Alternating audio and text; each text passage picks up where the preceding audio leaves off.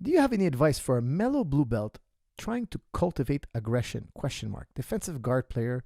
That's from Ray Chanello. Look, sometimes I have fighters or competitors that are very passive. What does that mean?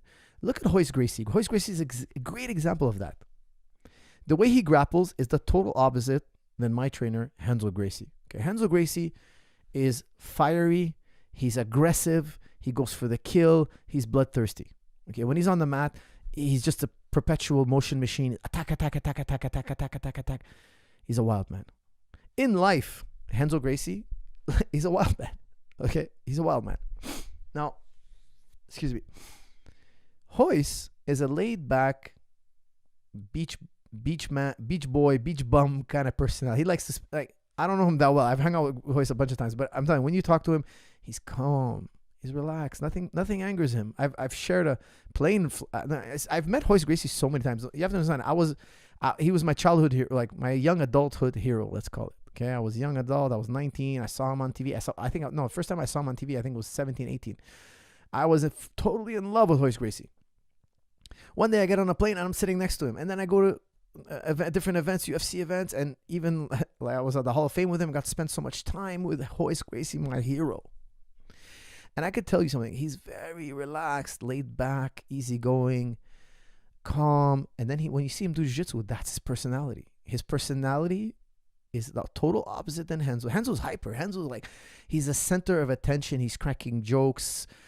He's a pit bull in life and on the mat. It's very much so about your personality.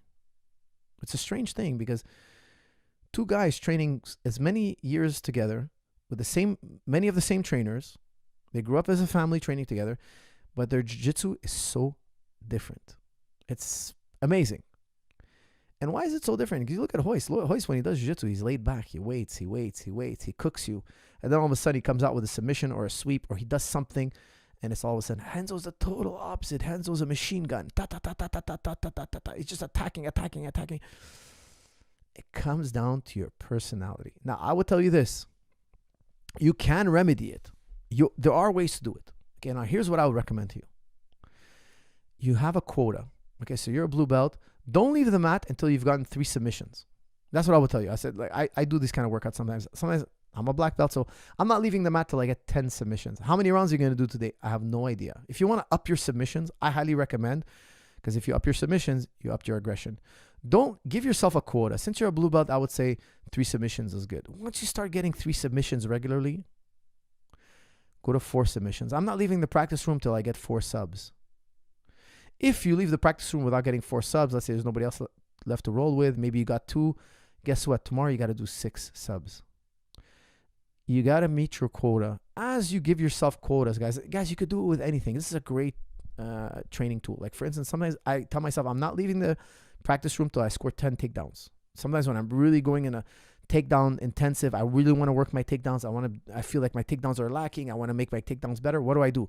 I give myself a quota. Okay. You know, when I was training GSP for so many years, his quota was 2 takedowns per round. So when he would do a round of MMA, if he didn't score 2 takedowns, we'd have to recorrect, we'd have to readjust, we'd have to ask why couldn't it happen, what was the setup, etc. So he would do 5 rounds, 10 takedowns.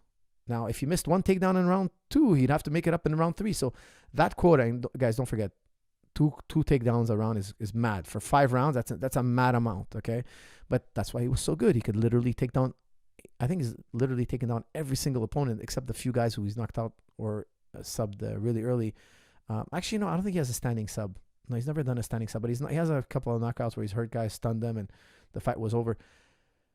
Most of his fights, I would say 95% of his fights, he was successfully able to bring his opponents down to the ground.